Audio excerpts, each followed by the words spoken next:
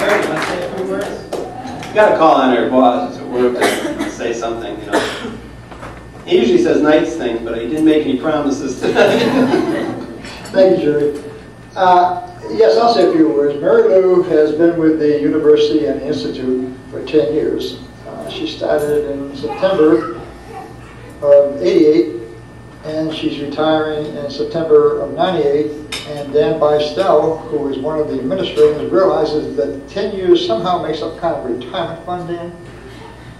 Some kind of retirement fund, like invested or something like that? Yeah. Congratulations. Retired forever.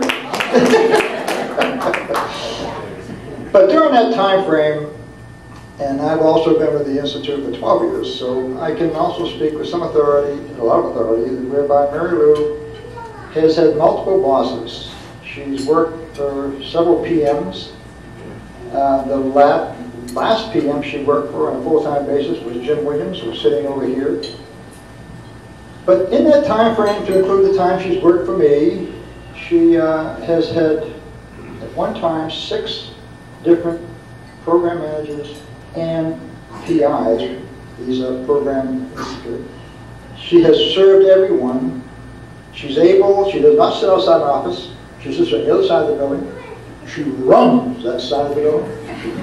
And they all look up to her, as they do even on my side, from Michael Petty, who says, where do I go for my travel from now on? How do I get help? Mary Lou has been that kind of a person who's been able to handle many things, all in stride, never ever doing anything but smiling and taking those chores on and doing it with such professionalism that's beyond the call of duty. Mary Lou, we're all in mission. Godspeed.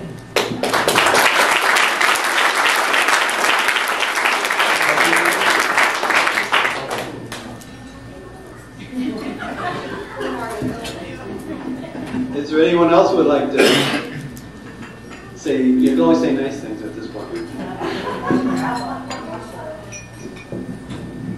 Michael.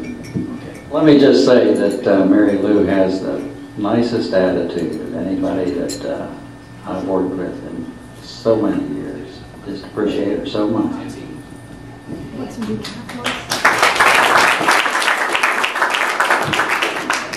Now I'm going to let Christine say a few words, but you got to remember that's her sister, so I can't guarantee it. Maybe she'll get back in her no. Hi, I just wanted to say that I'm used to sort of speaking, but not on these kind of occasions. And it's really a pleasure to say something funny about my sister, because she was a person that I always remember as being the life of the party, no matter what stage of life she was at. But it was a tough act for me to follow, because she was 15 years older than me. And especially when I was in high school, it was very tough because everybody remembered my sister. She was class vice president, she was dating the president of the class, and she later married Jerry. But